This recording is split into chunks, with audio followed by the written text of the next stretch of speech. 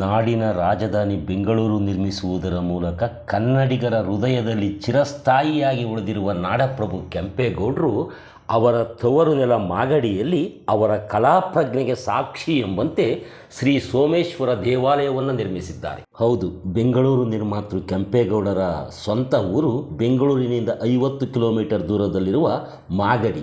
ವಿಜಯನಗರ ಸಾಮ್ರಾಜ್ಯದ ಸಾಮಂತರಾಗಿ ಆಳ್ವಿಕೆ ಮಾಡಿದ ಕೆಂಪೇಗೌಡರು ತಮ್ಮ ಆಳ್ವಿಕೆ ಪ್ರದೇಶದ ಕೇಂದ್ರ ಹಾಗೂ ತನ್ನ ಆಳ್ವಿಕೆ ಪ್ರದೇಶದ ರಾಜಧಾನಿಯನ್ನಾಗಿ ಮಾಗಡಿಯನ್ನು ಮಾಡಿಕೊಂಡಿದ್ದರು ಎಂದು ಇತಿಹಾಸ ಹೇಳುತ್ತದೆ.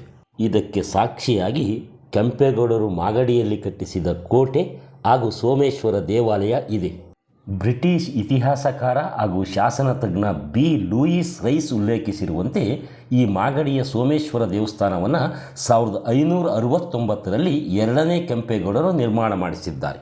ಆದರೆ ಇನ್ನೊಂದು ವಾದದ ಪ್ರಕಾರ ಈ ಮಾಗಡಿಯ ಈ ಕಲಾತ್ಮಕ ಸೋಮೇಶ್ವರ ದೇವಾಲಯವನ್ನು 1712ರಲ್ಲಿ ಕೆಂಪೇಗೌಡರ ಉತ್ತರಾಧಿಕಾರಿ ಹಾಗೂ ಅವರ ವಂಶಸ್ಥರಾದ ಕೆಂಪವೀರೇಗೌಡರು ನಿರ್ಮಾಣ ಮಾಡಿದ್ದಾರೆ ಎಂಬ ವಾದಗಳು ಇವೆ.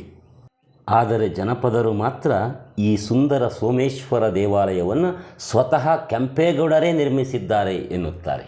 ದ್ರಾವಿಡ ಶೈಲಿಯ ವಾಸ್ತುಶಿಲ್ಪವನ್ನೊಳಗೊಂಡು ಸುಂದರವಾಗಿ ನಿರ್ಮಾಣವಾಗಿರುವ ಈ ಸೋಮೇಶ್ವರ ದೇವಾಲಯದ ನಿರ್ಮಾಣಕ್ಕೆ ಕೆಂಪೇಗೌಡರಿಗಿದ್ದ ಅವರ ತಾಯಿಯ ಮೇಲಿನ ಮಮತೆಯೇ ಪ್ರಮುಖ ಕಾರಣ ಎಂದು ಇಲ್ಲಿಯ ಐತಿಹ್ಯ ಹೇಳುತ್ತದೆ. ಕೆಂಪೇಗೌಡರ ಮನೆ ದೇವರು ಕಾಲಭೈರವೇಶ್ವರ.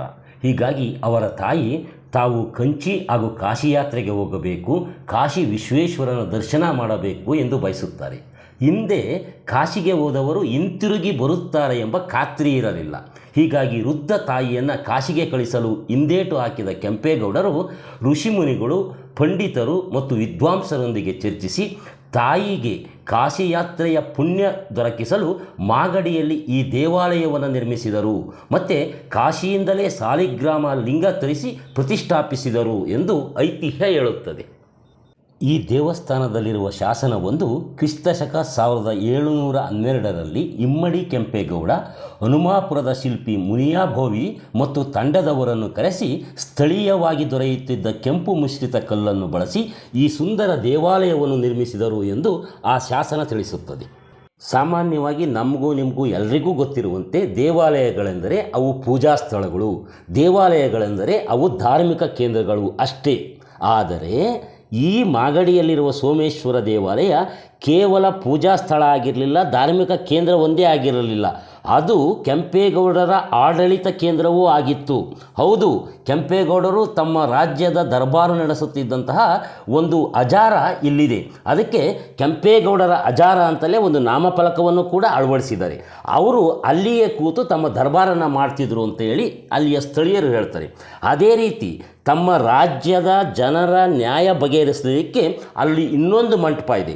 ಸಾಲು ಸಾಲು ಕಂಬಗಳ ಆ ಮಂಟಪದಲ್ಲಿಯೇ ಈ ನಮ್ಮ ಕೆಂಪೇಗೌಡರು ಕೂತು ಜನರ ಅಹವಾಲುಗಳನ್ನು ಸ್ವೀಕರಿಸ್ತಾ ಇದ್ದರು, ಅವರ ನ್ಯಾಯ ಪಂಚಾಯಿತಿಗಳನ್ನು ಬಗೆಹರಿಸ್ತಿದ್ರು ಅಂತ ಹೇಳಿ ಅಲ್ಲಿ ಒಂದು ನಾಮಫಲಕವನ್ನು ಅಳವಡಿಸಿ ಇವತ್ತಿನ ಜನರಿಗೂ ಕೂಡ ಅದನ್ನು ತಿಳಿಸುವಂತಹ ಕಾರ್ಯ ಈ ದೇವಸ್ಥಾನದವರು ಮಾಡಿದ್ದಾರೆ. ಇಷ್ಟಲ್ಲದೆ ಈ ಸೋಮೇಶ್ವರ ದೇವಸ್ಥಾನದ ಪ್ರಾಂಗಣದಲ್ಲಿ ಅಂದಿನ ಕಾಲದಲ್ಲಿ ಸಂಗೀತ, ನೃತ್ಯ ಸೇರಿದಂತೆ ವಿವಿಧ ಸಾಂಸ್ಕೃತಿಕ ಕಾರ್ಯಕ್ರಮಗಳನ್ನು ಕೂಡ ಇಲ್ಲಿ ಏರ್ಪಡಿಸ್ತಿದ್ರು ಅಂತೇಳಿ ಹೇಳ್ತಾರೆ. ಅಂದರೆ ಒಟ್ಟಾರೆ ಈ ಮಾಗಡಿಯ ಸೋಮೇಶ್ವರ ದೇವಾಲಯ ಅಂದರೆ ಒಂದು ಸಾಂಸ್ಕೃತಿಕ, ಸಾಮಾಜಿಕ, ಆಡಳಿತಾತ್ಮಕ ಮತ್ತು ಆಧ್ಯಾತ್ಮಿಕ ಶ್ರೀಮಂತ ಪರಂಪರೆಯನ್ನು ಹೊಂದಿರುವುದಕ್ಕೆ ಇದೊಂದು ಸ್ಪಷ್ಟ ಸಾಕ್ಷಿಯಾಗಿ ನಿಂತಿದೆ. ಅಂದ ಹಾಗೆ ಮಾಗಡಿಯಲ್ಲಿ ಎಲ್ಲಿದೆ ಈ ಸೋಮೇಶ್ವರ ದೇವಾಲಯ ಅಂದರೆ ಮಾಗಡಿಯಿಂದ ಕುಣಗಲ್ಗೆ ಹೋಗುವ ರಸ್ತೆಯ ಎಡಬದಿಯಲ್ಲಿ ಇದೆ. ಇದು ಮಾಗಡಿ ಬಸ್ ನಿಲ್ದಾಣದಿಂದ ಸುಮಾರು 2 ಕಿಲೋಮೀಟರ್ ದೂರದಲ್ಲಿದೆ. ಹೌದು, ಈ ದೇವಸ್ಥಾನ ಹಸಿರು ಸಿರಿಯ ಮಧ್ಯೆ ಇದೆ. ಸುತ್ತಲೂ ಅಂದರೆ ದೇವಸ್ಥಾನದ ಸುತ್ತಲೂ ಕೂಡ ಪ್ರಾಚೀನ ಅಂದರೆ ಅತ್ಯಂತ ಹಳೆಯ ಮರಗಳಿದ್ದಾವೆ.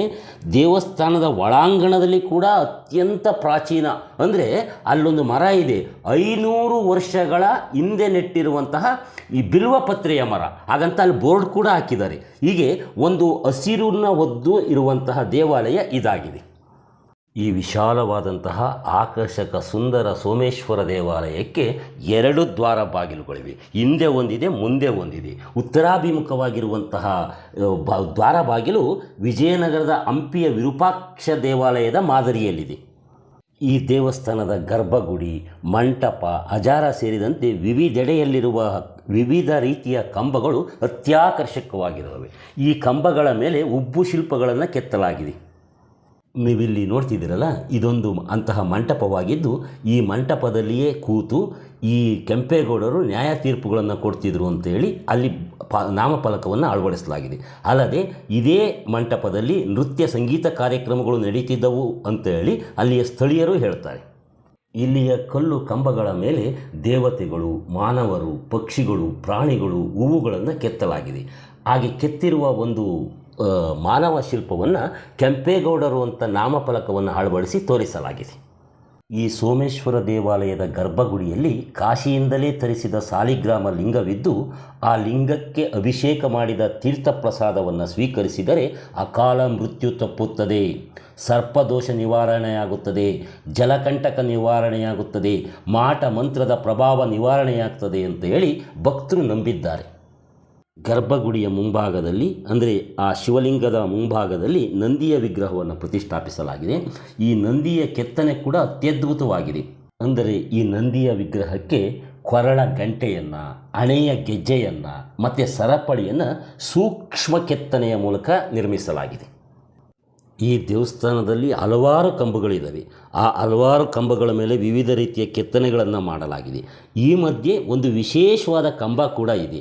ಆ ಕಂಬದ ವಿಶೇಷ ಏನಪ್ಪ ಅಂದರೆ, ಆ ಕಂಬವನ್ನು ನಾಣ್ಯದಿಂದ ಬಡಿದರೆ ಆ ಕಂಬದಲ್ಲಿ ಕಂಚಿನ ಶಬ್ದ, ಅಂದರೆ ಕಂಚನ್ನು ಬಡಿದ್ರೆ ಕೇಳ್ತದಲ್ಲ, ಆ ರೀತಿಯ ಶಬ್ದ ಕೇಳಿಬರ್ತದೆ.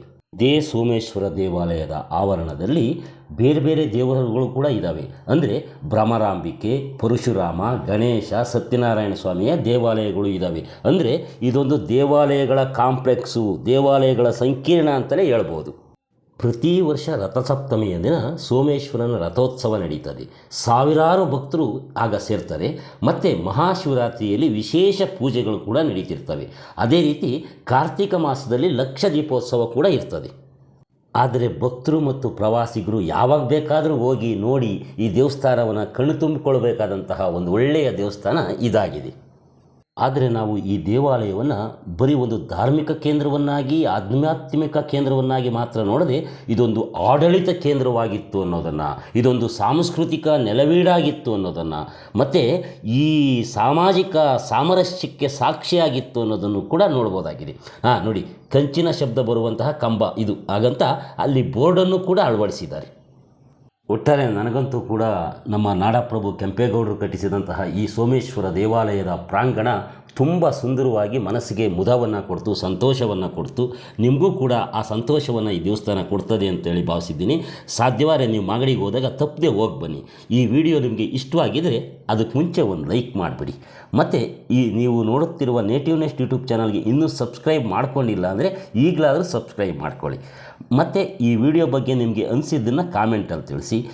ಈ ವಿಡಿಯೋ ಹೆಚ್ಚು ಇಷ್ಟವಾಗಿದ್ದರೆ ಇದನ್ನು ಶೇರ್ ಮಾಡಿ ನಿಮ್ಮ ಸ್ನೇಹಿತರಿಗೂ ಕಳಿಸ್ಕೊಡಿ, ಅವರು ಕೂಡ ನೋಡಲಿ.